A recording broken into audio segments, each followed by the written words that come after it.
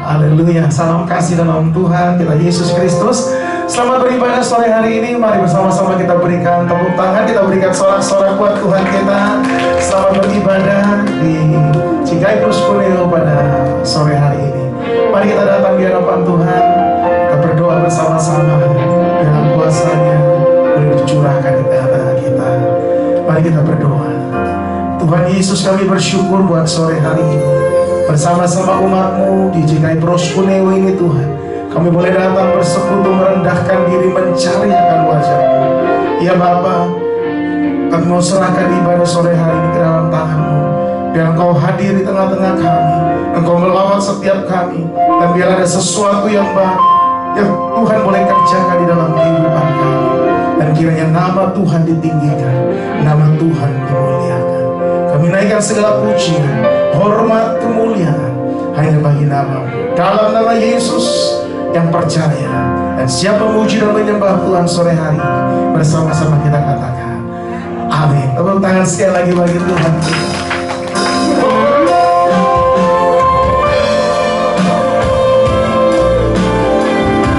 Terima kasih Tuhan, Kau Allah yang setia dalam hidup kami.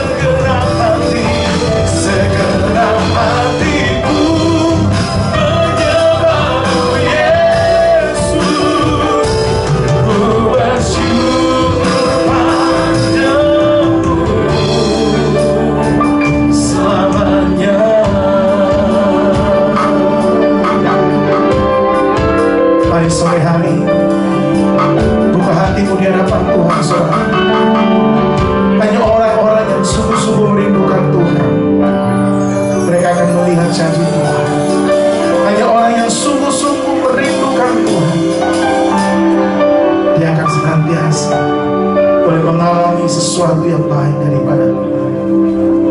Mari buka hati saudara sore hari.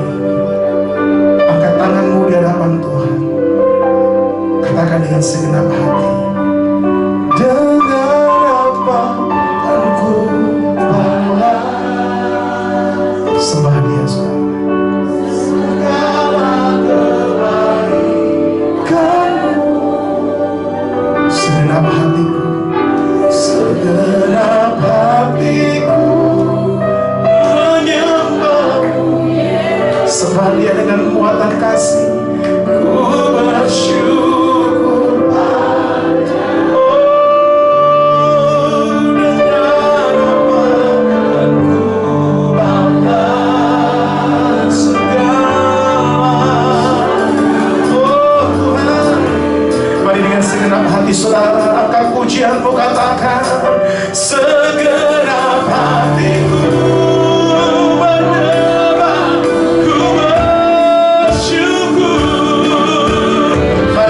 Saudara lebih lagi, katakan dengan apakah, dengan apa akan ku balas segala kebaikanku. Tuhan terima kasih. Segenap hatiku menyembahmu Yesus. Ku bersyukur pada segenap hatiku, segenap hatiku menyembahmu Yesus. Ku bersyukur sekali lagi, segenap hati, segenap hatiku menyembahmu Yesus. Ku bersyukur padamu. Katakan selamanya, selamanya.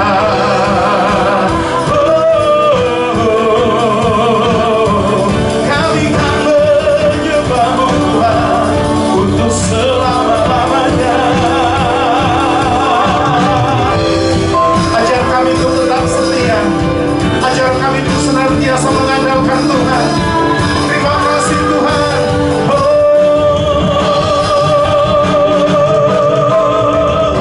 Kasih-Mu Tuhan, kasih-Mu Tuhan, kasih-Mu Tuhan. Kasih yang memulihkan, kasih-Mu memulihkan, kasih-Mu.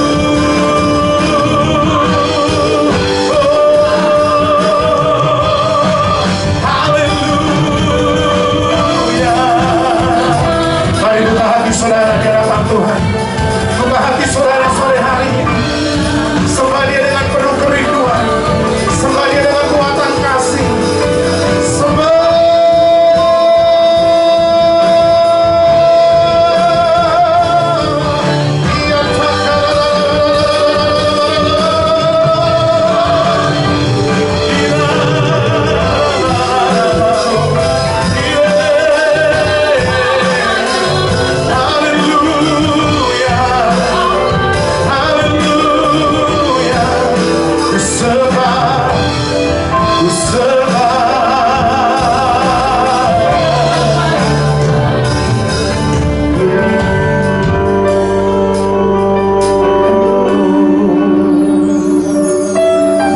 Bebaskan rohmu saudara. Bebaskan roh saudara.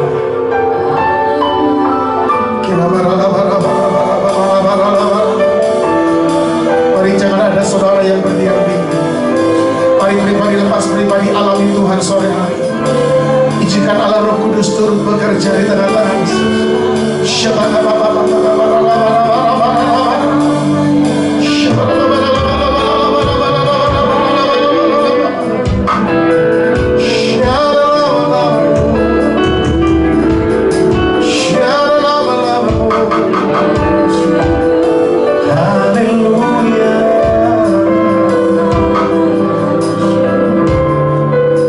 Setia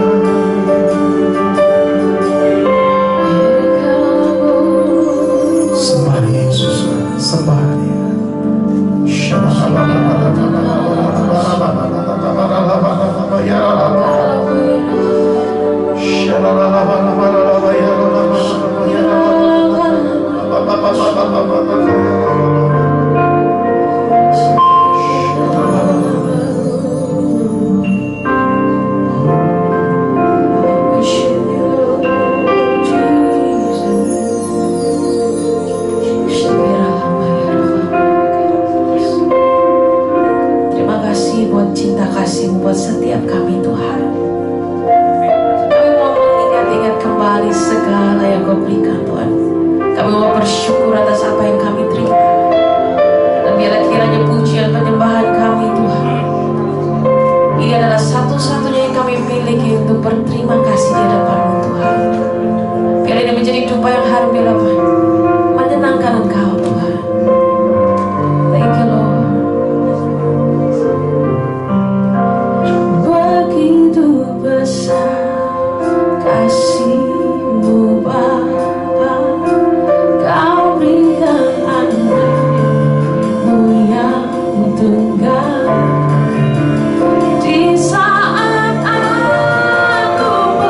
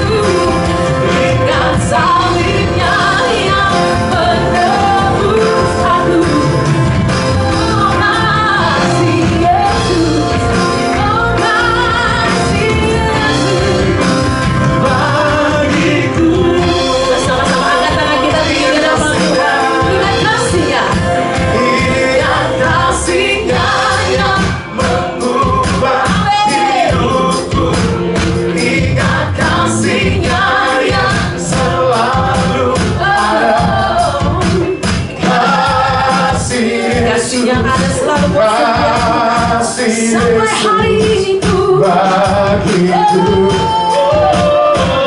Dia yang menyembuhkan, Ikat di luka yang sembuhkan lukaku. Dia salibnya yang menebus aku. Kasih Yesus, kasih Yesus bagiku. Bersama-sama kita tepuk tangan, suara-suara tepuk tangan bagiku.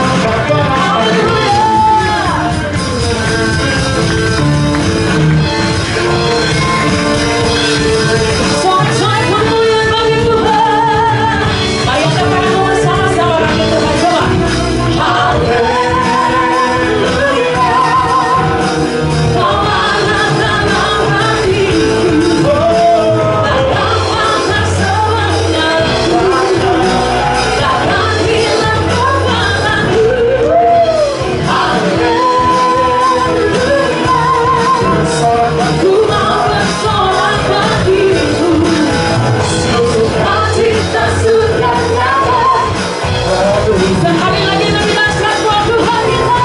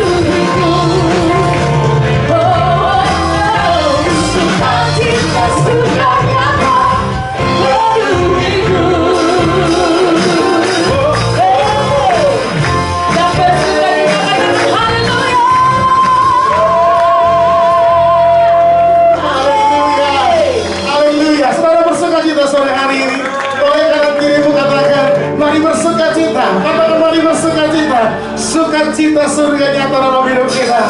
Haleluya. Semuanya tepuk tangan sama-sama bagi Tuhan. Oh. Hey. Oh. Mari gereja Tuhan, angkat suaramu bersama-sama sore hari. Haleluya.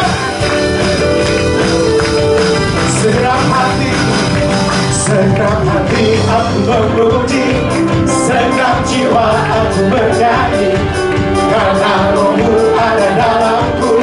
Tuhan, karyakan suaramu, ku angkat tangan, ku memuji, ku angkat suara dan bernyanyi, karena Roh-Mu ada dalamku. Tuhan, semua menari sama-sama. Mari menari memuji, ungkapkan sukacita. Come on, sama-sama katakan, Kau terbesar dan mulia. Mari lambaikan tangan saudara bersama-sama di hadapan Tuhan. Kau terbesar dan mulia. Biarlah semua memuji-Mu.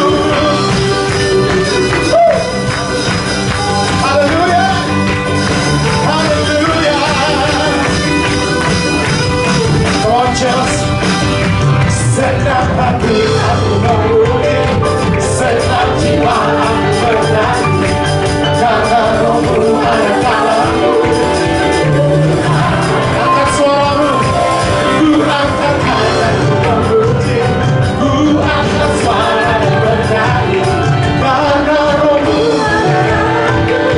Tuhan. Semuanya mari menyanyi memuji, ungkapkan sukacita.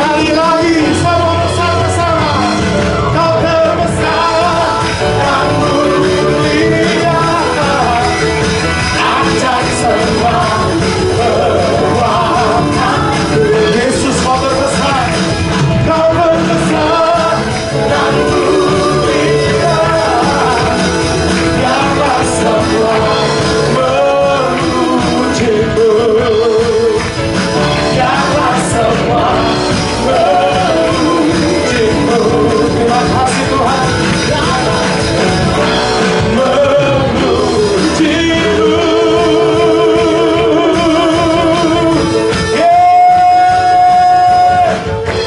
yang percaya berikan tepuk tangan panjang begitu, berikan sorak-sorak bagi Yesus Tuhan. Haleluya. Bapak Ibu Saudara, kami undang ya anak-anak sekolah minggu di sekolah-sekolah bersiapkan diri. Baris. Inilah generasi dari jemaat Tuhan. Mari kita arahkan tangan Bapak Ibu kepada anak-anak yang ada ini, supaya anak-anak ini mengikuti ibadah dipimpin kakak-kakak yang ada, dan mereka akan bertumbuh dalam takut akan Tuhan. Bapa di surga, hari ini kami mengarahkan tangan kepada anak-anak-Mu yang terkasih. Kau berkata, biarkan anak-anak ini datang kepadamu, karena anak-anak inilah yang akan mencerminkan kerajaan Allah hadir, karena malaikat Tuhan menjagai mereka sejak masa kecil. Dan kami berdoa hari ini, biarkan hikmat daripada Tuhan, roh takut akan Tuhan turun atas hidup anak-anak ini. Berkati kakaknya juga Tuhan, berkati orang tuanya juga Tuhan, berkati kakaknya, berkati anak-anak ini bertumbuh dalam takut akan Tuhan. Kau memberikan hikmat 10 kali lipat, seperti Kau memberikan hikmat kepada Dania. Kau memberikan Tuhan generasi ini menjadi generasi ilahi, generasi yang dimana Tuhan campur tangan ilahi ada di dalam hidupnya. Kuasa supranatural Tuhan akan membedakan mereka dari generasi yang jahat di muka bumi ini. Mereka akan bertumbuh di dalam bimbingan guru-guru yang baik Tuhan. Dan kami percaya anak-anak ini akan terus dihisapkan pada divine ilahi. Rencana Tuhan yang ilahi akan terjadi, terlaksana dalam hidup mereka. Sekali lagi berkati mereka di dalam nama Tuhan Yesus. Haleluya. Amin. Kita berikan satu tepuk tangan sekali buat adik-adik kita yang akan masuk dalam ibadah sekolah minggu. Saudara rindu alami Tuhan sore hari ini, yang rindu mengalami Tuhan, lambaikan tanganmu, berikan tepuk tangan sekali lagi pada Allah. Kami datang di hadirat-Mu Tuhan dengan hati yang rindu dan haus akan Engkau. Satu kerinduan kami mau menyembah-Mu lebih lagi.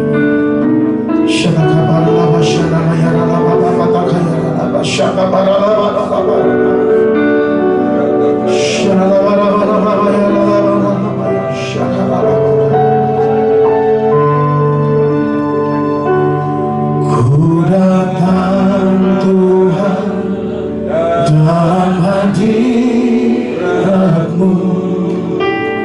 berhiaskan kekudusan. Seluruh surga sujud menyembah-Mu. Ku tersungguh dan berseru, ku datang Tuhan dalam hadirat-Mu, berhiaskan kekudusan. Seluruh surga sujud menyembah-Mu. Ku tersungguh dan berseru, kudus, kuduslah, kuduslah Tuhan. Amin. Allah semesta alam.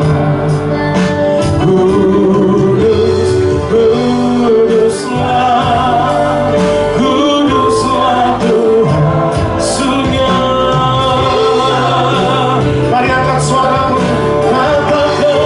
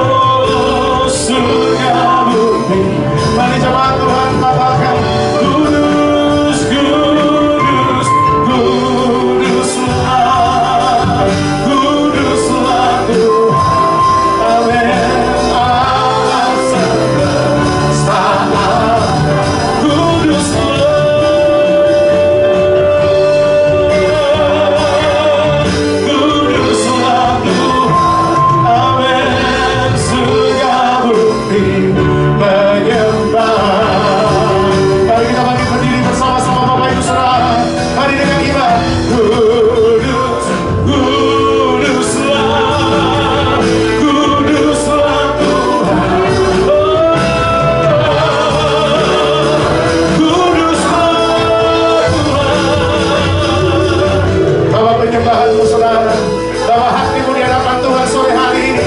Mari meminta bersama-sama. Surga kuduslah, kudus, kuduslah. Amin.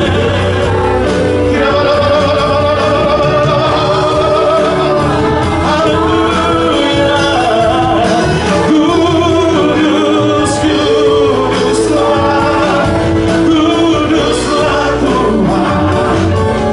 Surga bumi menyembah. Buka hatimu, saudara, katakan kudus, kudus. Sembah Dia.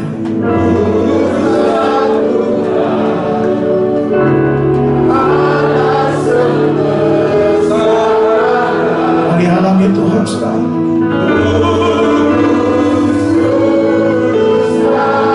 Hanya Engkau yang kudus. Surga bumi menyembah. Sekali lagi bersama-sama. Kudus,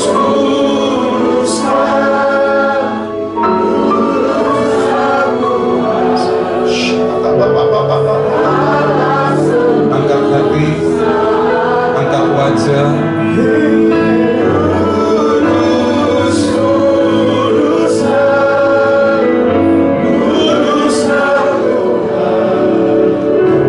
Buka dua tangan Bapak Ibu.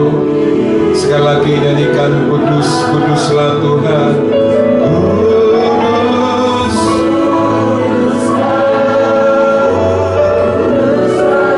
Holy God.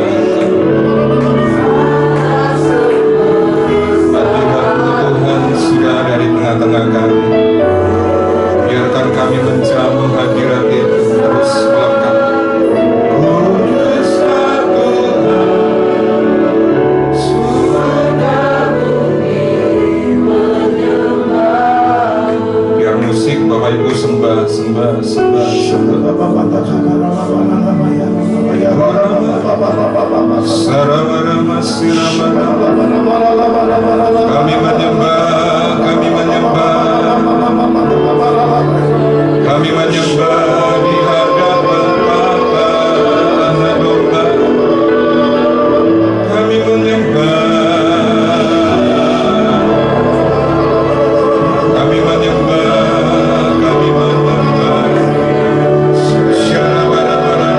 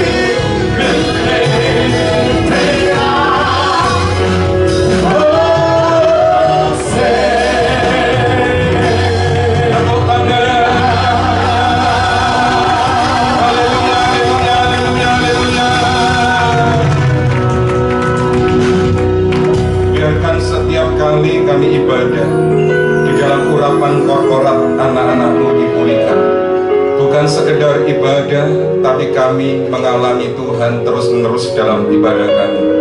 Dan kekuatan ibadah itu mengubahkan kami. Kami bukan generasi yang memungkiri kekuatan ibadah, tapi kami mengalami kekuatan ibadah itu. Nah, sebab itu Tuhan bicara hati ke hati melalui hamba-Mu yang sudah Kau utus ke tengah-tengah JKI Pros Kuning. Berkati Ibu Hadasa Tuhan, biarkan setiap pesan yang ada, kalau itu teguran, biarkan Kau datang menegur kami dengan kasih-Mu. Kalau itu lawatan untuk pengenalan hati Bapa, biarkan Kau datang dengan sebagai seorang ayah yang mendatangi setiap anak-anak. Kalau itu Tuhan, dalam posisi apapun, kalau Engkau mengajar kami sebagai murid, ajari kami dengan roh, pengertian, dan hikmat. Sebab itu Tuhan, kami serahkan jam ke depan, bahkan perjamuan kudus nanti ke dalam tangan kuat kuasa Tuhan sendiri. Dan sementara firman-Mu disampaikan, pulihkan tiap hati, kuatkan. Di dalam dunia yang makin bengkok, kami akan bercahaya terang untuk kemuliaan nama Tuhan. Yang siap mendengar firman Tuhan, katakan. Silakan duduk Bapak Ibu. Kita akan mendengar berita firman Tuhan dari hambanya Ibu Hadasa. Saya hanya dengar dari kaset dan buku disebut Sasa, kata Pak Petrus Agung. Tapi hari ini kita bisa berjumpa dengan beliau secara pribadi. Mari waktu dan tempat saya persilahkan Ibu. Shalom. Saya perkenalkan, nama saya Hadasah, saya dari Semarang. Saudara, seperti yang tadi baru saya disampaikan, panggilan saya memang Sasa. Saudara, dan saya lahir dari keluarga hamba Tuhan. Saudara, papa saya seorang hamba Tuhan, mama saya hari ini juga menjadi seorang hamba Tuhan. Saya 3 bersaudara, 2 kakak-kakak saya semua juga melayani Tuhan di bidang mereka masing-masing. Yang satu pelayanan menari, yang satu dia khusus untuk dengan pemerintah, dengan polisi dan militer dan sebagainya. Tapi semua kami dididik dari kecil untuk melayani Tuhan, saudara. Saudara, dan sedikit saya ingin cerita bersaksi tentang hidup saya. Saudara, saya ini dari kecil, saya itu dibiasakan orang tua saya untuk ikut ibadah, saudara. Saudara, dan di gereja kami ada sekolah minggu. Tapi papa saya khusus saya, saudara, tidak diizinkan ikut sekolah minggu, saudara. Bukan karena sekolah minggunya, bukan, saudara. Tapi beliau mau saya terbiasa untuk mendengar akan firman Tuhan.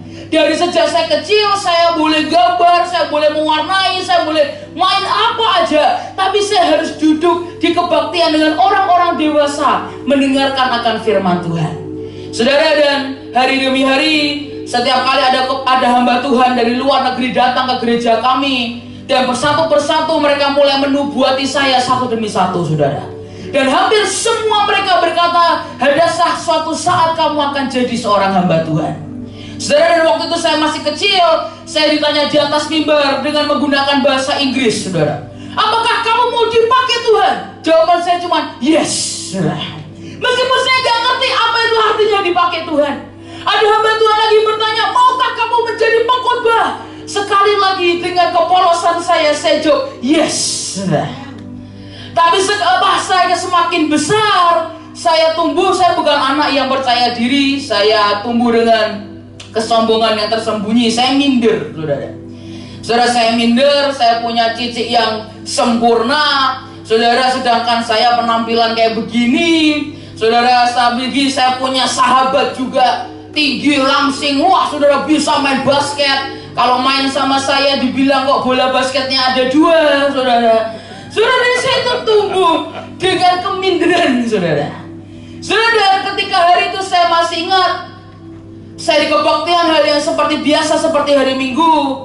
Saya khotbah, saya lupa khotbahnya apa. Tapi hari itu saya ingat saya mengalami perjumpaan pribadi dengan Tuhan, saudara. Di umur 9 tahun saya mengalami perjumpaan pribadi dengan Tuhan. Saya jatuh cinta dengan Tuhan. Saudara, kita boleh lahir Kristen, kita boleh tahu nama Tuhan, tapi belum tentu kita kenal siapa Tuhan, saudara. Saudara, dan hari itu tiba-tiba kerinduan di hati saya, Tuhan, saya kepingin kenal Engkau lebih. Saudara, membuat saya semakin rajin ke gereja, saya rajin lagi dengerin khotbah. Dari umur 9 tahun saya rajin pelayanan, saya coba segala macam pelayanan, saudara. Dari usher, jadi tukang parkir di luar, jadi guru sekolah minggu, jadi singer, jadi choir. Apapun itu sudah saya lakuin. Kenapa? Kerinduan saya ingin menyenangkan hati Tuhan. Saudara, dan ketika umur 9 tahun saya mulai pelayanan, berarti menurut saya itu menyenangkan. Tapi sampai sekitar umur 17 tahun Tuhan panggil saya untuk mulai menyampaikan firman Tuhan, saudara. Saudara, disitulah bencana itu mulai terjadi dalam hidup saya. Saya orang yang tidak bisa bicara di depan banyak orang. Saya itu, saudara ya, kalau ngobrol sama orang dulu, saudara, nggak bisa natap mata. Saudara lihat saya sebatas saya kan ke atas, saya kan ke bawah, saya kan kemana-mana. Kenapa? Saya nggak berani lihat orang. Dulu saya pernah jadi ketua OSIS di sekolah. Loh kok hebat saya? Iya, karena promonya turunkan harga kantin, saudara. Jadi langsung terpilih jadi ketua OSIS waktu itu. Karena di sekolah saya hampir semua orang-orang kurang, saudara. Saudara, tapi sekali lagi saya nggak bisa ngomong. Tapi ketika harus saya masih ngasih harus pidato, semalaman saya gigil di kamar.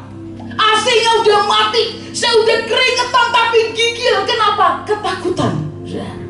Dan sekali lagi papa saya orang khotbahnya luar biasa hebat, anaknya kayak saya. Tapi hari itu saya masih ingat, saya mulai khotbah dan khotbah. Dan percayalah, apakah langsung berhasil? Puji Tuhannya tidak, saudara. Saya khotbah pertama kali cuma 2 menit. Saudara, saya dimaki-maki orang, saudara. Saya datang jauh-jauh 2 jam buat dengerin kamu khotbah. Kamu khotbah cuma 2 menit. Karena saya nggak tahu mau ngomong apa. Saya coba lagi dengan KKR anak muda. Saya coba lagi ngomong dan tidak ada satupun orang yang paham saya ngomong apa. Saya coba lagi altar call dan tidak ada satupun dari mereka yang maju altar call, saudara. Saya pernah khotbah, oke, 2 menit sebentaran sah. Ayo khotbah 40 menit. Saya turun dari mimbar, ada jemaat datangi saya dan bilang, "Sah, maaf ya, saya ini nggak paham loh kamu tuh khotbah apa." Dan saya bilang, "Nggak apa-apa om, saya juga nggak paham saya khotbah apa. Yang penting 40 menit kelar." Karena 2 menit dimarahin, siapa tahu 40 menit nggak dimarahin, ternyata tetap dimarahin. Saudara, dan hari demi hari saya melakukan itu, saya coba terus, saya coba. Saya pernah, saudara saya tahu karena saya itu anak papa saya, dibuatkan KKR kesembuhan ilahi, saudara.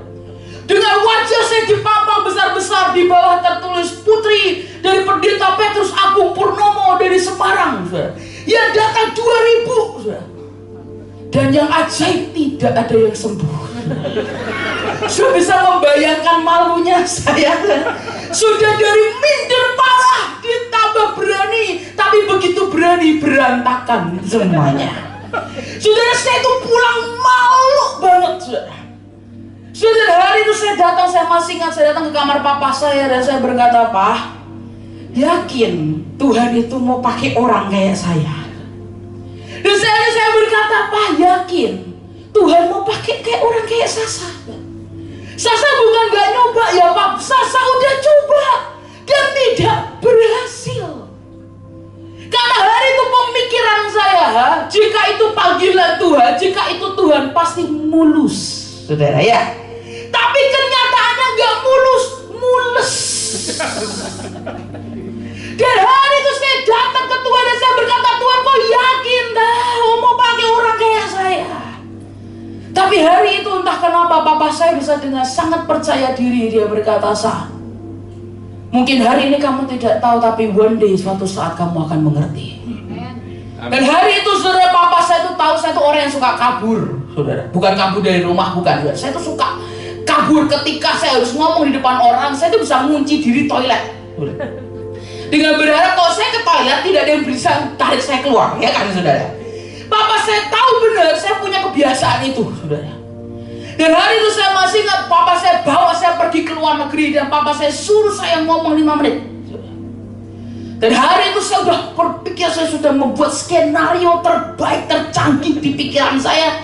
Saya akan ngunci diri di toilet, bukan toilet di tempat gedung ibadah, di hotel saya akan ngunci diri. Gak akan ada yang bisa tarik saya keluar, kuncinya saya buang kemana. Sudah saya pikir di otak saya.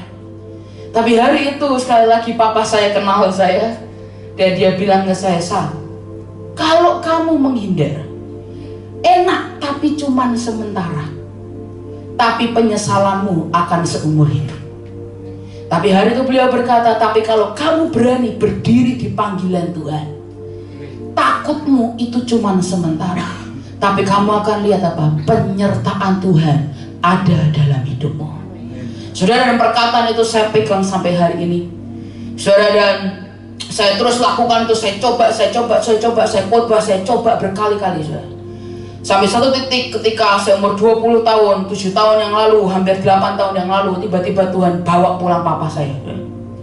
Wah, saudara, itu definisi dunia hancur buat hidup saya, titik nol dalam hidup saya. Saudara, selama ini saya mau kabur, yang nahan papa saya, yang menyemangati, yang percaya sama saya cuma papa saya. Dan detik itu hilang, seperti saya seakan-akan tidak punya tulang untuk berdiri. Tiba-tiba hari itu saya bingung, saya mau ngapain. Tiba-tiba semua masa depan yang sudah saya tata sedemikian rupa hilang lenyap depan mata saya. Tiba-tiba semua kekuatan yang selama ini saya punya tiba-tiba hilang, God. Tapi disitulah dimana di titik nol, titik terendah dalam hidup saya, Tuhan menjumpai saya sekali lagi, saudara. Saudara, saya stres parah. Saya bolak-balik masuk ke rumah sakit hampir 5 kali dalam waktu beberapa bulan, saudara. Sampai akhirnya saya temukan ada penyakit, saudara, yang karena stres akhirnya saya harus dioperasi di luar, saudara. Saudara, ketika dioperasi, kayak saya diberitahu dengan dokternya, ini harus bius total dan segala macam, dan dia berikan kemungkinan kan, saudara, ya, kalau dokter harus memberikan kemungkinan buruknya apa yang akan terjadi, termasuk kamu bisa meninggal di meja operasi dan sebagainya. Saudara tahu, dan hari itu doa saya, semua orang kan kalau mau operasi berdoanya bisa sadar, ya, saudara. Hari itu saya mintanya, Tuhan bawa saya pulang sekalian. Kenapa? Saya nggak tahu, kayak orang tidak punya tujuan hidup, saudara. Tapi di saat itulah, ketika di meja operasi, ketika saya tidur, disitulah Tuhan menjumpai saya sekali lagi. Saudara, dan hari itu saya menyadari ada sesuatu yang lain di sini, saudara. Yang dahulu fondasi saya, senderan saya adalah papa saya. Tiba-tiba dia ganti menjadi siapa? Bapak saya di surga. Saudara, dan sejak itu saya tahu ada kekuatan di sini yang tidak bisa saya ungkapkan, saudara. Ada perasaan damai, perasaan tenang. Kenapa? Karena saya tahu somebody is in control. Ada seseorang yang sedang akan tetap memegang hidup saya. Ada seseorang yang akan terus menjagai saya. Ada seseorang yang akan menyertai saya. Ada orang yang akan melindungi dan memberkati saya. Dan itu adalah perasaan damai sejahtera yang tidak bisa kita beli oleh apapun, saudara. Uang tidak pernah bisa membawa damai sejahtera dalam hidup kita, saudara. Tapi ketika Tuhan datang dalam hidup kita dan menjadi sandaran kita, disitulah ada damai sejahtera yang luar biasa yang ada dalam hidup setiap kita, saudara. Dan ketika itu saya mulai jalan dengan Tuhan. Dalam kehidupan saya selama ini, saya cuma lihat papa saya jalan dengan Tuhan. Tapi ketika hari ini saya menoleh 7 tahun yang lalu, saya melihat Tuhan mulai ajari saya step by step.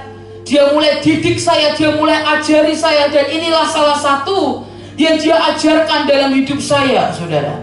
Bagaimana itu dia berkata, nak, semua orang dan setiap anak-anakku harus punya hati raja di tengah-tengah mereka. Saudara, dan hari ini saya bukan mau mengajar, tapi izinkan saya menyampaikan apa yang Tuhan ajari dalam hidup saya, saudara. Izinkan saya bersaksi tentang kehebatan dia. Izinkan saya bersaksi bagaimana dia ajari saya untuk bisa bertahan sampai hari ini, saudara. Mari kita buka sama-sama Amsal 21 ayat yang pertama. Amsal 21 ayat yang pertama. Hati raja seperti batang air di dalam tangan Tuhan, dialirkannya kemana ia ingini. Saya suka dalam terjemahan The Passion dikatakan, it's as easy for God to steer a king's heart for his purpose. Itu menjadi sangat mudah untuk Tuhan mengemudikan akan hati seorang raja untuk kehendak dia, untuk tujuan Tuhan.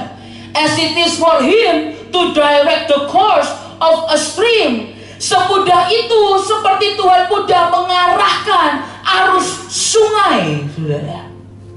Sudah ketika saya pertama kali mempelajari ini, dia berkata, nak, hati seperti ini harus ada dalam hidup setiap anak-anakku. Hati yang mudah diarahkan, dibelokkan kemanapun roh Tuhan itu bergerak. Bagaimana dia mengarahkan kita untuk tujuan Tuhan dan bukan tujuan kita, saudara. Tapi kenyataannya yang membuat sulit untuk kita diarahkan, untuk sulit untuk mengikuti apa yang Tuhan mau, karena apa? Pikiran kita, saudara. Saudara-saudara, kita perlu mengerti bahwa pola pikir kita, perspektif kita, bingkai pikiran kita itu seringkali mempersulit untuk kita mengikuti apa yang Tuhan mau, saudara. Dan kalau saudara perhatikan kejatuhan manusia dimulai dari apa? Pikirannya. Kalau saudara lihat dalam Kejadian 3 ayat yang ke-6, GNT version berkata, the woman, ini adalah Hawa, saw how beautiful the tree was. Melihat bagaimana indahnya pohon ini. And how good its fruit will be to eat. Dan alangkah enaknya untuk buah ini dimakan. Dan Alkitab berkata, and she thought, dan dia berpikir bagaimana indahnya untuk menjadi dewasa dan bijaksana. Dan Alkitab berkata dia ambil buah itu dan dia makan buah itu. Kejatuhan pertama kali dari manusia adalah Alkitab berkata, and she thought, dia berpikir. Saudara, bukan berarti kita tidak boleh bijaksana, saudara. Tapi ketika itu berurusan dengan Tuhan, seringkali cara pikir kita itu yang melimit atau membuat menjadi kuasa Tuhan terbatas dalam hidup setiap kita. Kita selalu berpikir, gimana ya Tuhan, gimana ya Tuhan. Tuhan mengarahkan, nak lakukan ini, dan kau mulai berpikir, gimana ya Tuhan. Saudara, pertimbangan itu baik. Mempertimbangkan segala sesuatu itu baik. Tapi ketika itu menjadi perintah Tuhan dalam hidup kita, mari kita lakukan dengan kesetiaan. Kemanapun rohnya mengarahkan kita, mari kita ikuti. Saudara, dan di Matius 16 ayat yang ke-23, Yesus berpaling kepada Petrus dan berkata, enyahlah iblis, engkau suatu batu sandungan bagiku. Kenapa? Alkitab berkata, sebab engkau bukan memikirkan apa yang dipikirkan Allah, melainkan apa yang dipikirkan manusia. Sekali lagi, pola pikir kita bisa mensabotase atau menghambat rencana Tuhan dalam hidup kita. Hari itu Petrus pikirannya dipengaruhi oleh iblis sehingga mau mencegah rencana Allah Bapa buat Yesus, yaitu mati di kayu salib. Dan hari itu Yesus berkata, enyahlah iblis, engkau menjadi batu sandungan. Kenapa? Cara pikirmu berbeda dengan cara pikir Allah. Cara pikir Petrus mencoba menghambat rencana Tuhan. Saudara, dan sekali lagi, ciri-ciri hati seorang raja adalah hati yang mudah diarahkan kemana Tuhan mau untuk tujuannya dan rencananya yang ajaib. Saudara, karena sekali lagi cara pikir kita itu bisa menghambat setiap blessing. Pikiran kita bisa menghambat setiap opportunities. Pikiran kita bisa menghambat setiap berkat Tuhan dalam hidup setiap kita. Saudara, saya ingin ambil contoh kalau saudara melihat akan kisah 5 roti dan 2 ikan, saudara. Saudara yang tidak ada di PPT, kalau saudara lihat di Yohanes 6 ayat yang ke-7 sampai ayat yang ke-11, ini adalah kisah tentang 5 roti dan 2 ikan. Dan saya ingin mengajak saudara untuk melihat lebih dalam, saudara, dari sekedar, oh ya, 5 roti dan 2 ikan Tuhan memecahkan dan kemudian terjadilah mujizat. Yohanes 6 ayat yang ke-7 sampai ayat yang ke-11. Jawab Filipus kepadanya, roti seharga 200 dinar tidak akan cukup untuk mereka ini, sekalipun masing-masing mendapat sepotong kecil saja. Seorang dari murid-muridnya, yaitu Andreas, saudara Simon Petrus, berkata kepadanya, di sini ada seorang anak yang mempunyai 5 roti jelai dan 2 ikan. Tetapi apakah artinya itu untuk orang sebanyak ini? Saudara, ini adalah kisah di mana kalau mungkin kita terjemahkan di bahasa sekarang, ada sebuah tugas kepada murid-murid Yesus untuk memberi 5.000 orang makan, saudara. Dan hari itu kalau kita melihat Filipus berkata kepada Tuhan, Tuhan, uang 200 dinar gak akan cukup. Yang satu lagi berkata, ini Tuhan, ada orang yang membawa anak, membawa 5 roti jelai dan 2 ikan. Kalau dia berhenti di situ, luar biasa, saudara.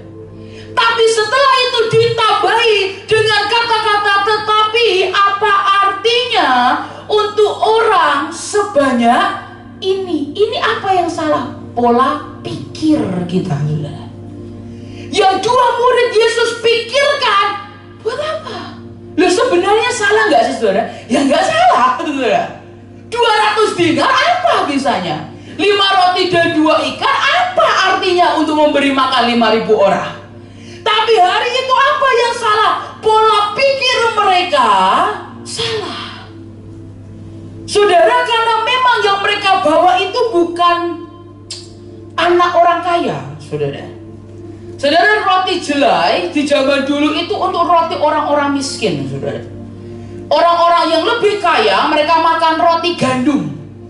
Tapi untuk orang-orang miskin mereka makan roti jelai karena itu untuk makanan ternak, saudara.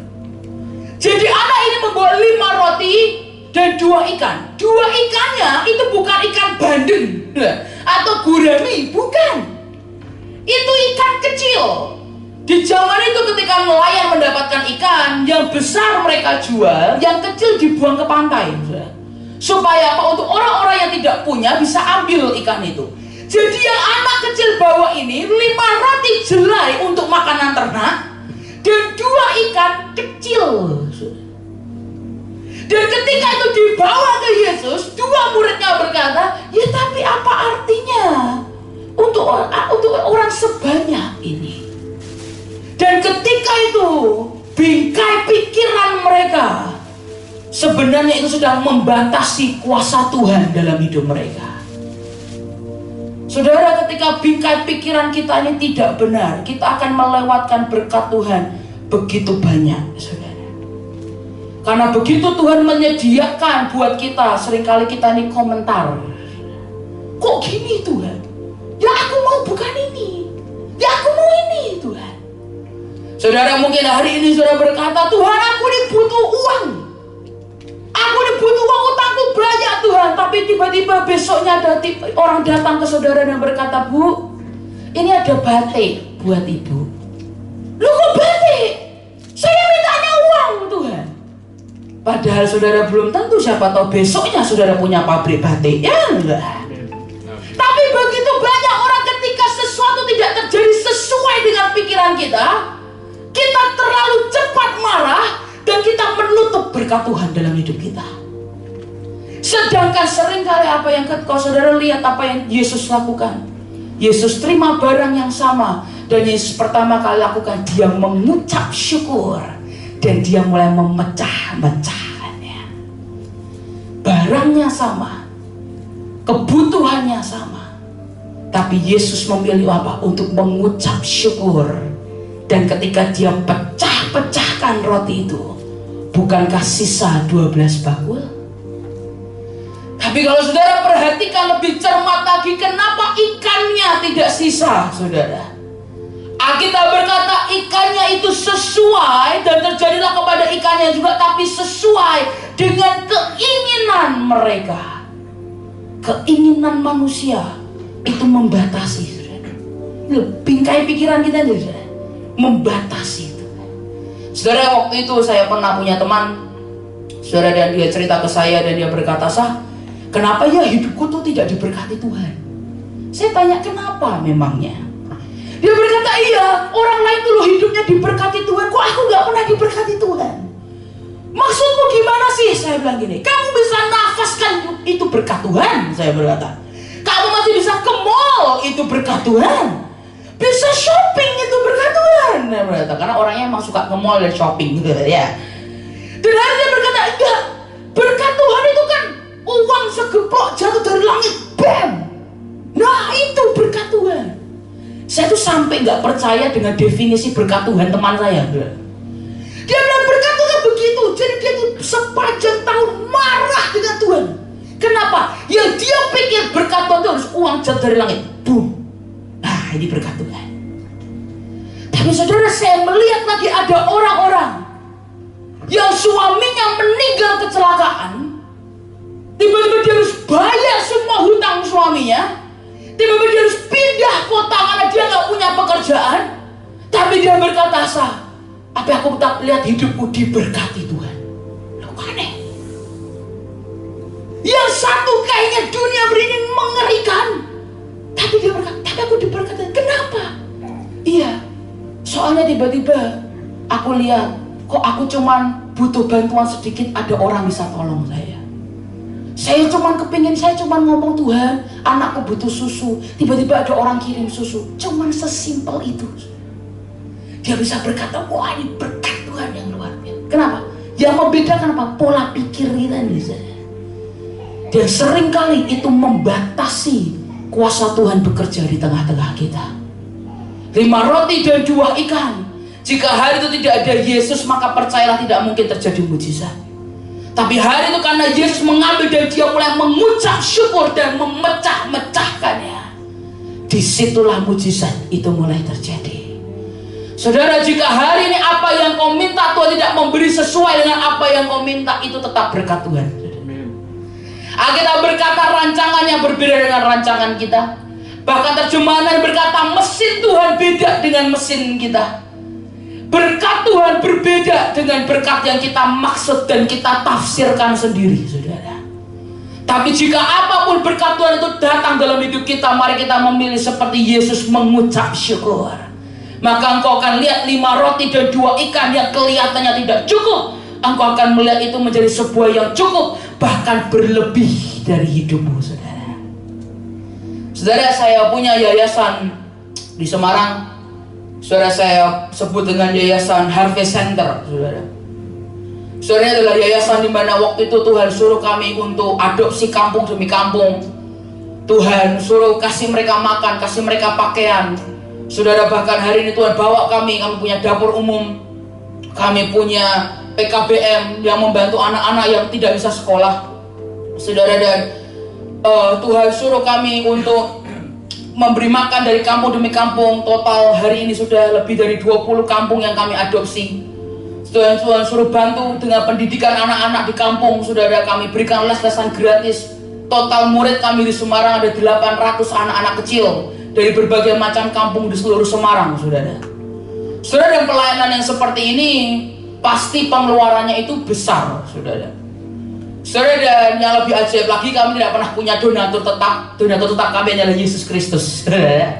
Dan banyak orang mempertanyakan saya dan berkata, gimana caranya jalan? Saya nggak tahu. Saya cuma mengikuti kemana roh Tuhan bergerak. Saya atur sedemikian rupa. Tapi sisanya, ketika saya melihat hikmat saya sudah nggak guna, saya memilih berserah ke Tuhan.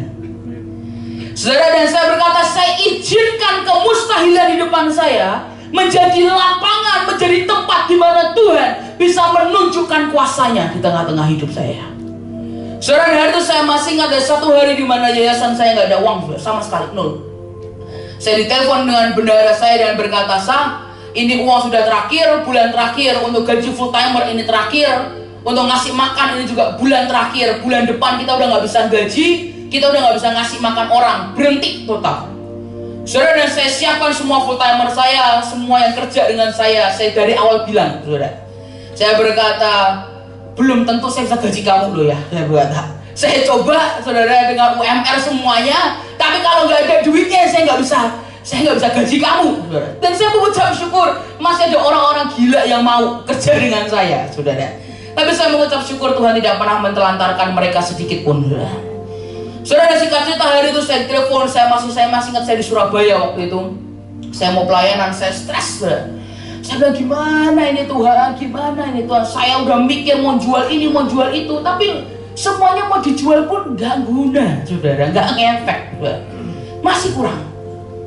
Tapi hari itu saya berkata, oke lah, saya pelayanan dulu, saya khotbah dulu, saudara. Wah, khotbah kayak nggak ada masalah. Udah pulang masuk kamar, stres lagi. Saya datang ke Tuhan, saya berlutut, saya berkata, Tuhan, yayasan ini milikmu. Engkau yang suruh, engkau yang memerintahkan, engkau juga yang harus menyediakan. Saya tahu dari doa saya yang paling parah, saudara. Yang ini tidak, yang anak buah saya sampai kaget. Saudara. Anak saya doanya begini. Tuhan, kalau Engkau lihat kami masih bisa dipercaya, berkati kami. Tapi kalau Engkau lihat kami sudah tidak bisa dipercaya, berkati orang lain. Loh, saya tuh nggak pede kok, saudara. Saya percaya Tuhan bisa kirim siapa aja untuk memberkati mereka. Saudara, saya nggak pede kok, cuma saya yang memberkati, enggak. Saudara. Saya berkata, tapi kalau Tuhan masih percaya, melihat kami bisa dipercaya, berkati ya.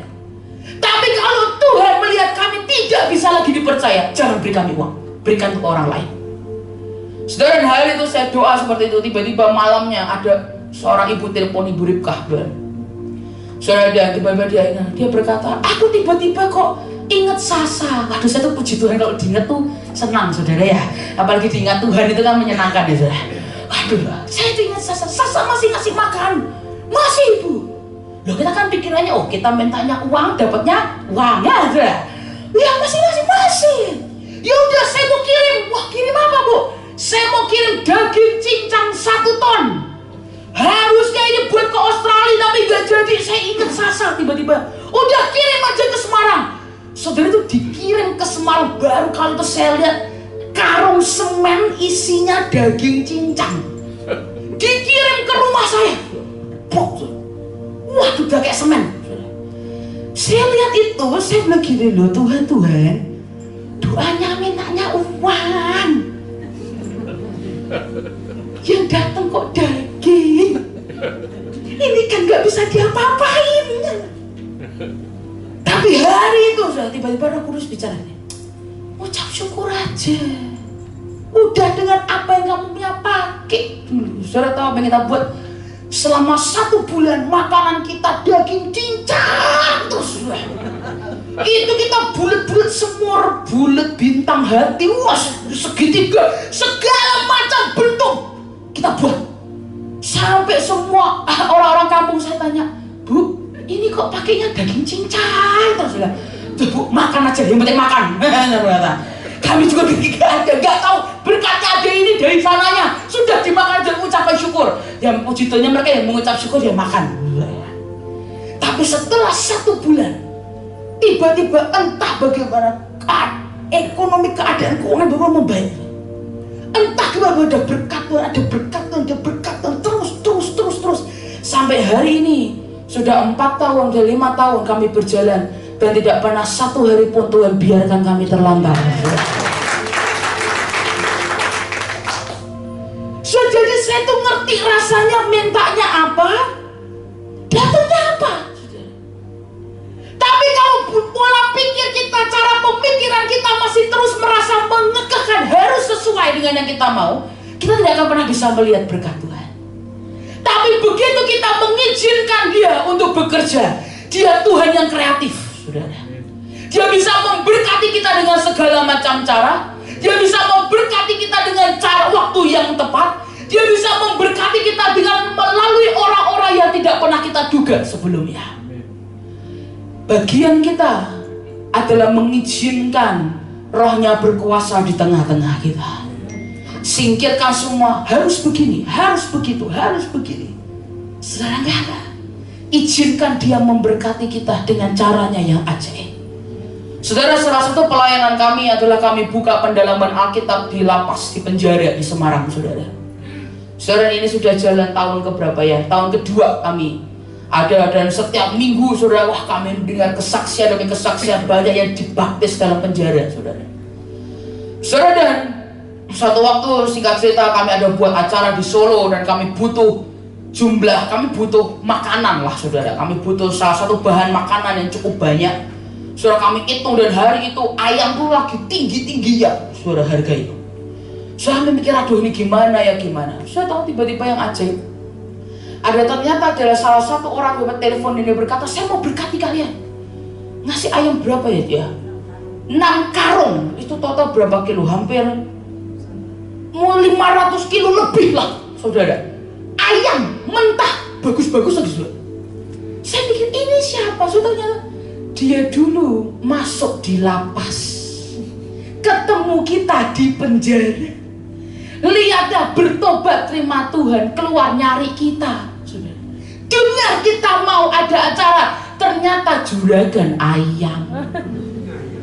Datanglah itu berapa ratus kilo ayam. Datang, akhirnya kita tidak keluar uang sepeser pun. Saya mikir gini, waktu saya dengar itu saya pikir, Tuhan, mana kepikir sih ada orang di lapas bisa memberkati kita. Loh, saya aja merasa hidup mereka aja sudah kasihan. Lebih kasihan dari kita loh saudara. Beberapa itu masuk itu bukan karena kriminal loh saudara. Beberapa karena ditipu orang juga ada. Buat saya mereka aja sudah kasihan nasibnya.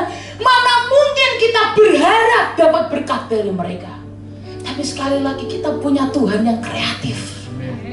Dia bisa memberkati kita dengan caranya yang ajaib. Dia kirim orang yang tidak pernah kami pikirkan sebelumnya, saudara, dan menolong kita dalam waktu terpepet kita. Sudah ketika itu saya melihat lagi semuanya itu, hal-hal yang kecil, mari ucapkan syukur seperti hal yang besar, saudara. Izinkan Dia Tuhan yang kreatif yang memberkati kita dengan caranya yang ajaib, dan jangan biarkan pola pikir kita menghambat dan melimit akan cara Tuhan memberkati setiap kita. Dan kalau hari ini yang datang dalam hidupmu tidak sesuai dengan cara pikir kita, mari tetap memilih untuk mengucap syukur. Maka engkau akan lihat 5 roti dan 2 ikan akan terjadi dalam hidupmu. Mujizat bahkan sisa 12 bakul itu yang akan terjadi dalam hidup setiap kita. Tapi sekali lagi saya sungguh berdoa, mari jangan batasi dia. Mari jangan batasi dia. Saudara, ketika hari-hari ini saya melewati dengan Tuhan, saya tetap melihat kasih karunia Tuhan, penyertaannya itu sungguh luar biasa dalam hidup kita. Saudara, yang saya lihat dulu ketika bapak saya meninggal, banyak orang mengkhawatirkan akan keluarga saya, terutama mengkhawatirkan anak-anaknya, saudara, dan bisa nggak mereka hidup, bisa nggak mereka menjalankan hidup mereka. Tapi hari ini saya melihat Tuhan selalu memberi apa yang saya butuhkan, bukan apa yang saya mau, saudara. Yang Tuhan tahu yang saya butuhkan. Dia selalu memberi tepat pada waktunya. Dia tidak pernah terlambat, saudara. Dulu saya berpikir diberkati Tuhan seperti ini, penyertaan Tuhan seperti ini, dan sebagainya. Tapi ketika semakin saya baca firman, semakin saya kenal Dia. Memang cara pikir kita itu berbeda dengan cara pikir Dia. Seringkali kita nggak bisa mengerti. Tapi mari kita memilih untuk mengucap syukur. Dan mari kita memilih untuk percaya kepada kemanapun arahannya, itu mengarahkan setiap kita. Saudara, saya mau tutup dengan cerita ini. Saudara, ini sebuah cerita yang menurut saya ini bukan cerita asli, saudara ya. Tapi menurut saya kebenaran dari cerita ini benar adanya. Saudara, suatu hari ada seorang yang bernama, mari kita sebut panggil dia Om Kristen, saudara ya, Om Kristen, karena dia mewakili kekristenan pada umumnya, saudara ya. Baik, kita sebut dia Om Kristen. Saudara, satu hari Om Kristen ini dia akan pergi dari desa A, dia mau pergi menuju ke desa B, saudara. Dan di antara dari desa A dan desa B itu ada jalanan yang curam, kanan kirinya jurang, saudara. Dan hari itu jalan di situ begitu licin, begitu hujan pasti licin, gelap, tidak ada penduduk di situ, tidak ada rumah penduduk, tidak ada lampu, gak ada apa-apa. Dan hari itu ketika Om Kristen ini mau berangkat, semua orang berkata, Om, jangan Om, terlalu bahaya. Nanti kamu kalau hujan, kamu jatuh jurang, tidak ada yang bisa nolong. Tapi sekali lagi, dablek, saudara ya, bahasa Perancisnya, saudara, dablek, keras banget. Enggak, aku tetap akan berangkat. Dia bawa obor paling besar. Dia jalan. Dan ketika dia jalan, begitu dia sampai di sana, tiba-tiba turunlah hujan. Dan benarlah ketika dia injak tanah licin itu, masuklah dia ke dalam jurang. Sudah begitu dia masuk ke dalam jurang, dia coba tarik, dia coba raih apapun yang dia bisa raih. Dan terakhir dia meraih akan satu ranting dan dia pegang erat-erat. Dan hari itu dia mulai teriak, Tuhan tolong aku. Dan hari itu surga gempar, saudara. Surga gempar karena satu anak Tuhan sedang berteriak minta tolong kepada Bapa. Dan satu malaikat datang kepada Bapa. Dia berkata, Bapa, saya yang minta tolong. Dan hari itu Bapak dengan luar biasa dan ajaib dia berkata, tolong Om Kristen, cepat segera kirim malaikat. Tapi kemudian beberapa menit kemudian malaikatnya kembali dan berkata, Bapak maaf, di surga lagi high season Bapak, permintaan lagi tinggi, anak-anakmu lagi sibuk. Ternyata lagi Desemberan semua. Sibuk Bapak, ini semua malaikat sudah dikerahin, jadi gak ada sisa-sisanya, cuma satu. Tapi Bapak, masalahnya satu, malaikatnya kurus sekali, sayapnya lebih besar daripada badannya Bapak. Tapi kemudian Bapak ngomong, udah apa-apa, bawa kirim dia ke sini. Dan pelan-pelan malaikat ini terbang, kabur sedikit, balik lagi. Maka kata, siap Bapak, bagaimana? Dan dia berkata, tolong anakku Om Kristen. Saudara, dan hari itu Bapak berkata, aku sampaikan titip pesan buat anakku Om Kristen. Sampaikan pesan itu. Dia berkata, siap. Dia terbang, malaikatnya terbang. Dia menghampiri Om Kristen yang sedang, Tuhan, tolong anakmu ini nggak bisa apa-apa Tuhan, tolong Tuhan. Dan malaikatnya datang dan berkata, Shalom. Turunlah malaikatnya dan Om Kristen senang. Dia berkata, wah kamu di sini pasti tolong saya. Enggak Om, katanya. Kamu pasti di sini buat bawa saya naik. Maaf Om, itu juga enggak, katanya. Terus ngapain kamu di sini? Saya di sini cuma ingin menyampaikan pesan. Apa pesannya? Kata bapakmu di surga Om, lepaskan saja tanganmu. Wah, Om Kristen menjadi marah. Dia berkata, kamu bohong itu pasti. Gak berani Om, malaikat kok bohong ya Pak. Ya Pak, kamu ini pasti bohong. Mana mungkin Bapak nyuruh saya lepaskan tangan saya dan mati. Loh, padahal gak ada kata mati ya. Ya ngomong dia sendiri ya. Dan setelah itu dia marah, dia berkata, gini ya Bapak ya, aku sudah pelayanan, aku perpuluhan paling besar, aku melakukan apapun untuk Tuhan, semua sudah aku kerjakan, ini ya balasan Bapak di surga. Dan singkat cerita dia berkata kepada malaikat itu, sudah kalau kamu tidak tolong aku, pergi saja. Sakit hati malaikat ya. Tapi untung karena sakit malaikat gak jadi sakit hati, cepat sembuhnya, dia pulih, dia mengampuni. Shalom, dia terbang lagi. Dan malam semalaman Om Kristen dipegang akan ranting itu sambil marah ngomel ke Tuhan. Bapak ini gak benar ini. Dan dia berkata, aku akan tunggu di sini sampai pagi menyingsing. Aku akan naik dengan kekuatanku sendiri. Dia bertahan. Saudara, namanya bertahan di jurang, ular lewat, kalah jengking lewat, bertahan sampai. Sampai singkat cerita pagi mulai menyingsing, dia mulai lihat ke atas, saudara. Dia mulai lihat ada batu itu, ada ranting itu, ada itu. Berkata, aku akan injak sini, aku akan naik ke situ, aku akan naik ke situ, dari situ. Aku akan naik. Dan dia berkata, aku akan naik karena apa? Kekuatanku sendiri. Aku akan cerita ke anak cucuku, gak perlu Tuhan-Tuhanan, bapakmu naik sendiri. Dan dia berkata, sebelum naik aku mau lihat dulu ke bawah, berapa jurang dan dalamnya jurang ini, supaya aku cerita ke anak cucuku itu lebih mantap. Bapakmu ini lewat jurang sekian puluh meter pun aku lewati karena apa? Kemampuanku sendiri. Dan ketika dia menoleh ke bawah, ternyata jaraknya dengan tanah cuma 10 cm. Itu cuma jadi bener Bapak atau bener Om Kristen? Bapak. Tapi kebanyakan kita seringkali mau pegang sendiri, gak Tuhan ini cara pikirku, yang menurutku baik ini Tuhan. Tapi hari ini saya berdoa, jika firman-Nya sudah turun dalam hidup kita, mari punyai hati seorang raja dalam hidup kita. Mari lepaskan semua hikmat cara pikir kita sendiri. Dan mari kita berkata, Tuhan, aku tidak mau membatasi caramu bekerja. Aku izinkan Engkau bekerja dalam hidupku. Aku izinkan Engkau mensabotase rencanaku, supaya apa? Rencanaku gagal dan rencana Tuhan yang jadi dalam hidup setiap kita. Saudara, setiap kali rencana kita gagal, Artinya Tuhan mau rencana Tuhan yang jadi dalam hidup setiap kita.